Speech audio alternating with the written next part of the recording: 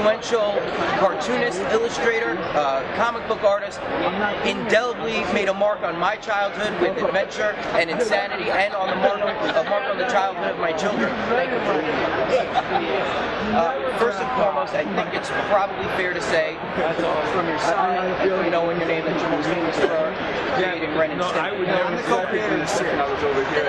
So I have a question. It's sort of been burning in my mind for my entire life regarding Ren and Stimpy. You must have gotten this question before, but I have to know. There's an episode of The Simpsons where Bart, I believe, is with a bigger brother, and he sits down and they're watching a cartoon, and on comes Ren and Stimpy. And it's not any Ren and Stimpy I'm familiar with, except for how they look. All the voices are different. What that was a jest on our expense from The Simpsons. Well, it was well deserved. We missed our second broadcast episode. The second episode of Ren and Stimpy did not air, and we ran out of cartoons from the first week on week 2. Simply because we just weren't done in time. So we kind of got a reputation early on for missing deadlines. And who we were and doing what we did, and anyway, that was their little jest. It was having fun, singing the love in a funny cartoonist way. And they did the animation, they did all that. We didn't even know about it until we saw Ron. So, you know, it was a love letter, you know, it was cool. So at that moment, was it well received, or did it sting? No, we all thought it was funny. Yeah, we liked it. It's like, ha-ha, you got us. So there seems to be that there's honor among you guys behind the scenes. There's a lot of fun of each other. You know what? We're cartoonists. We're all a bunch of funny guys, kind of a bunch of funny a-holes. You know, I mean, you ever listen to Stern? You know, we have to talk to each other and stuff and joke around and piss each other off and do mean and funny things to each other. Same thing. You know, a bunch of funny a-holes. So everything's fair, and you can't take it. See ya. It's been nice, you know. Okay. Yeah. Fair enough. That's actually not usually what I was expecting at all.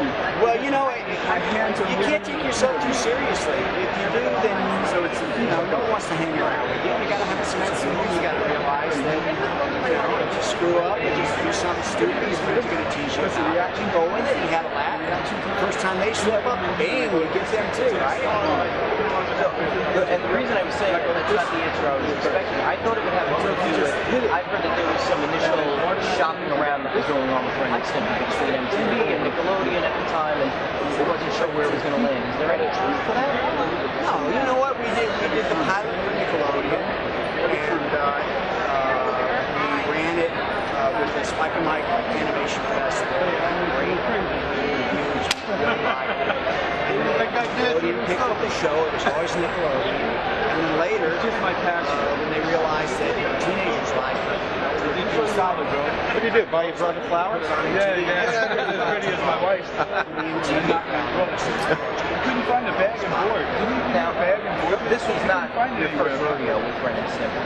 And I know, just from being a kid and then reading up on you, that you had your hand in Thundercats and Silverhawks and the real Ghostbusters and all of the things that really had me jumping up and down on the couch when I was a young man. I got to say a little kid even. So I still jumped up and down on the couch. This is a confession. I certainly do. But Jeremy can't do it. That's my 5-year-old. So can you tell me, in terms of seeing what's going on with some of those franchises today, they tried to relaunch Thundercats and it didn't really pan out. There's talk of there being a real Ghostbusters animated series or an animated movie or something with the relaunch of that franchise. Do you feel that maybe going back and rehashing these things is sort of going back into the well, or is there enough richness in these kind of franchises that they can make it work? It's absolutely going back into the well. It's what everyone does. You look at the movies coming out; they're all revisiting stuff that's been done before. Very few original ideas are happening, and then when movies like Tomorrowland come out that are a new idea, the original idea, it tanks at the box office, and people go, they think, oh, original idea is bad, old idea is good, you know. So, and it's a shame that movie didn't do better. No, that was fantastic. Yeah, but anyway, it depends on who does it. You know, you can pick up anybody off the street and say, here, do Thundercats, you know, or you can get somebody who really understands it, who's a really good director to do it, you know. And it all depends on who you got running it, and also whether or not whatever network studio is doing it is going to empower them to have a vision. You know, all the shows that we remember and love are good because somebody was in charge with a vision. People were going with their gut, and they were making stuff that they were passionate about. Like, you know, you see a lot of cartoons being made that are being run by people in executive positions and psychologists and people who use marketing as an entertainment term, you know, and this stuff shows. It doesn't have legs. You don't want to watch it again because it shows. And I think people talk down to kids. I mean, I think the idea that you produce programming for a narrow spectrum of age groups, 6 to 11, oh, we produce programming for 6 to 11 years. I think that's stupid. It's bullshit. You know, I know 6-year-olds who can write poetry, and I know 22-year-olds who can't spell their name. You know, so kids are smarter than people think. I think children are all little geniuses until they get into school and they beat the smart out of them. You know, so I don't know. I think.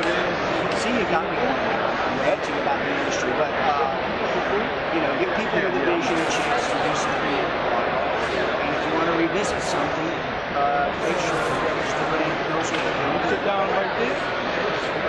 You got to give everybody their shot. What was I doing? Shot. And I think also, What was I doing?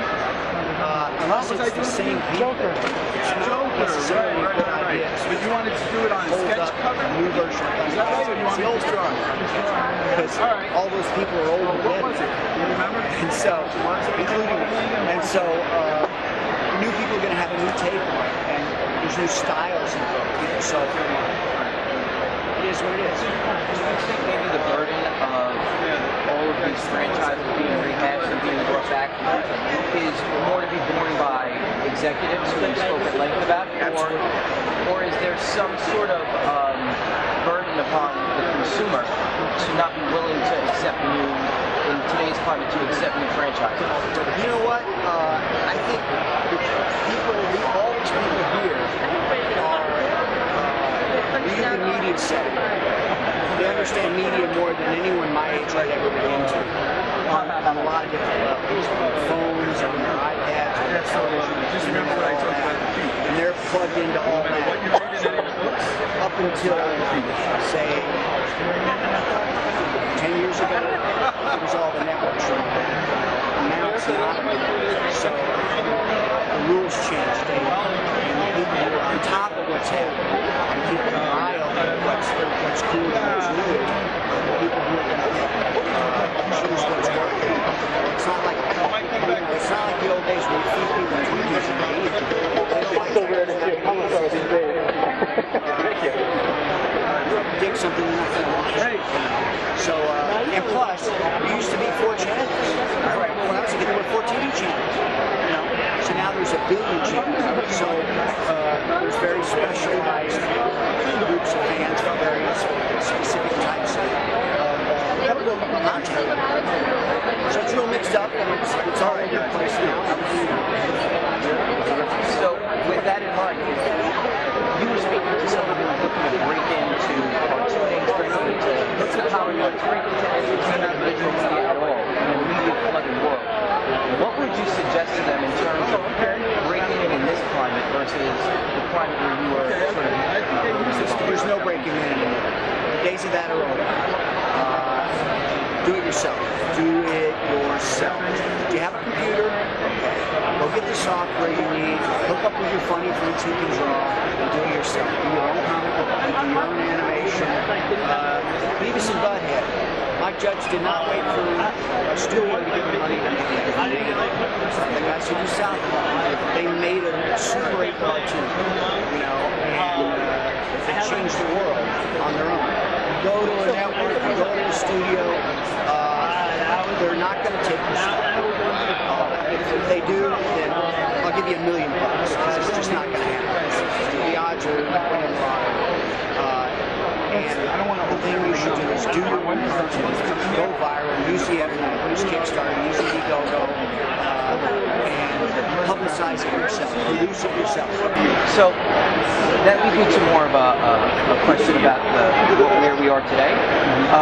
There's a lot of criticism about today's cartoons, specifically when you look at networks like Nickelodeon and networks like Cartoon Network that are putting out these franchises, that are creating new material, or to a certain extent, especially in terms of Cartoon Network, going to the well and making something new again, like the Teen Titans Go. And they've got all of these not necessarily creative owned, but creative shows like Regular Show and Steven Universe, and all of these really fun and interesting shows. They get a lot of criticism either for not being good enough, or for not coming from an intelligent place, or for not. There's a lot of creativity that goes into that. What would you say to criticisms like that, and for your role in creating this sort of, because we can all trace back to Ren and Stimpy and these cartoons from the 80s and 90s. These are legacy cartoons to yours. What do you say to criticisms like that? Well, you know what?